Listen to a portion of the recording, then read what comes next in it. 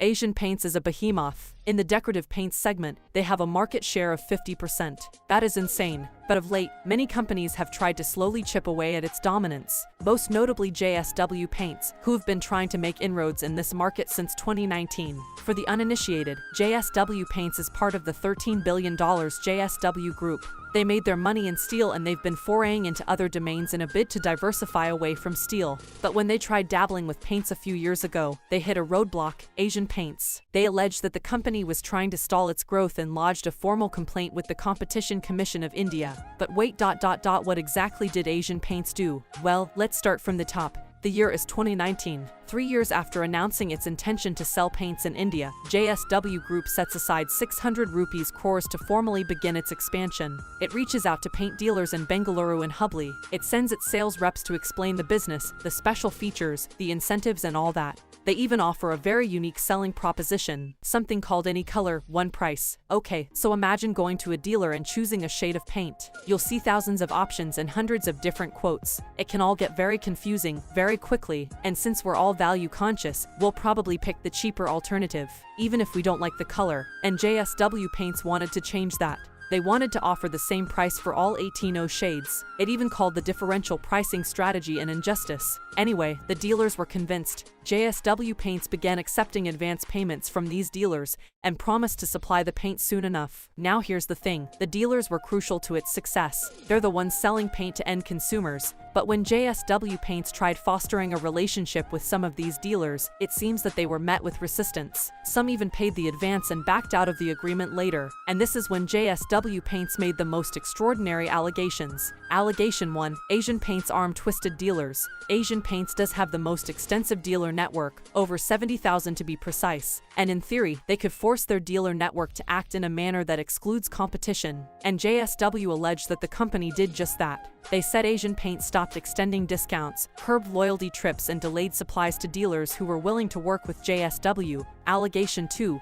They kicked you out if you didn't comply. JSW alleges that a dealer had their dealership ID revoked out of the blue since they were willing to partner with JSW Paints. In fact, they also contended that the dealer was asked to make a written submission to Asian Paints stating that they wouldn't deal with JSW Paints in the future. Only then did the supplies resume. Allegation 3. They even targeted warehouse operators. When a company signed an agreement with JSW Paints to operate a warehouse and stock their paints, Asian Paints allegedly stepped in to scuttle the deal. The company was asked to pick between Asian Paints and JSW, and it was alleged that the promoter eventually decided to walk out of the deal altogether. JSW believed that this little scuffle delayed their entry into Hubli. Allegation 4. The Balaji Traders charge. A Tamil Nadu-based dealer, Sri Balaji Traders, alleged that Asian Paints removed essential tinting software that enabled the company to create critical shades of paint.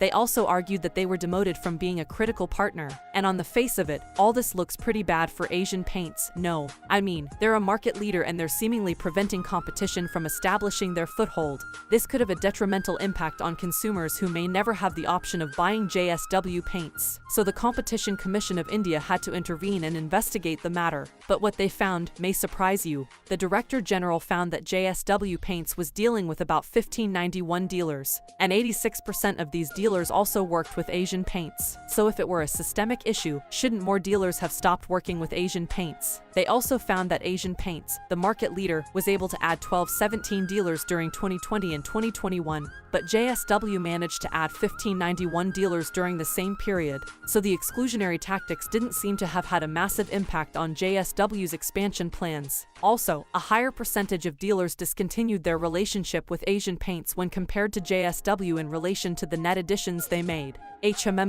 Only 15 dealers, out of 1378 allegedly common dealers, came forward and leveled allegations against Asian Paints, and none of them could substantiate their claims by offering evidence. Meanwhile, Asian Paints seem to have offered considerable evidentiary support to explain their decisions, including the alleged mistreatment and the warehouse problem in Hubli. Well, it seems that there were other logistical disputes between the warehouse owner and JSW Paints and Balaji Traders. Well, their critical retailer status was downgraded in April 2021 and not February 2021 as claimed. Finally, the commission also noted that JSW Paints may have coerced some of the dealers to include written statements about Asian Paints' exclusionary tactics. So yeah, while it's entirely possible that sales folks within Asian Paints' rank and file may have acted improperly in some cases, the CCI did not find convincing evidence of any wrongdoing at a systemic level. In fact, they offered Asian Paints a clean chit. But JSW Paints doesn't seem to be in any mood to relent. Even though the CCI didn't find any evidence of wrongdoing, they did concede that Asian Paints was a dominant player. So JSW believes that dealers don't want to speak up, since it could invite swift retribution from the dominant player.